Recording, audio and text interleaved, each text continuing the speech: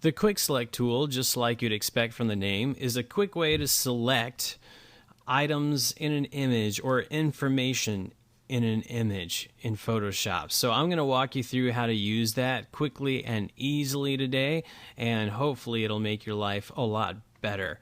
So what we're going to do is we're going to take this image where the background has a gradient. So it's not as easy to isolate the subject from the background as it would be if they were shot on like a flat yellow or such.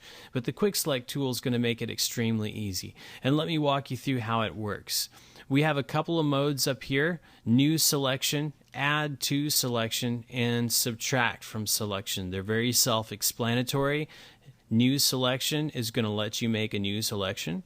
Add to means that you can paint new areas into an existing selection, and subtract means you're going to take away from an existing selection as you paint. And then here you have brush features, which is really useful. Basically, the Quick Select tool is a brush where you can change the size, hardness, spacing, the angles, the roundness, and you can set it to adapt to pen pressure if you're using a tablet. I do have a tablet, but for our purposes today, I'm going to just use the mouse to show you how easy it is and that you don't have to have a tablet to make good use of the Quick Selection tool. You do have an option here to sample all layers, so in the event you're working on a multi-layer document and you wanted to make a sample that included not just the layer you were selecting, but all the surrounding layers, you could do that. Right now I only have one layer, so I don't need that. And then you have an auto enhance feature. The auto enhance, as it says on the pop-up, automatically enhances the selection edge. What does that mean? It means it's going to give you a little bit finer selection, a little more precise. The actual tool without the auto enhance tends to be a bit blocky on the outsides, but the auto enhance can help refine that. Downsides to the auto enhance are sometimes when you're making big selections or you're working on a large image, you may see some slowness in the selection, and if your computer tends to bog down on the selections, you may want to take off the auto enhance to make things go a little smoother. Because after you make a selection, you can always use Refine Edge to help you out with that a little bit. But if your computer can handle it and the processing isn't dragging down, then I suggest using Auto Enhance to help your selection out. So let's go ahead and select this.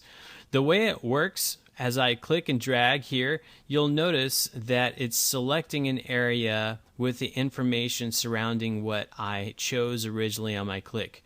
Now I am holding down on my click. I haven't let up on it on my mouse. So I can actually drag just like I were painting, and it's going to keep selecting as I go. Now you'll notice I'm using a small brush in comparison to what I actually want to select.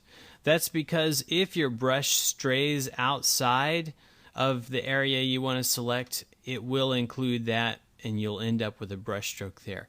The upside is you can always subtract that from the selection, either by clicking here or by holding down the Alt or Option key if you're on a Mac and painting back over that.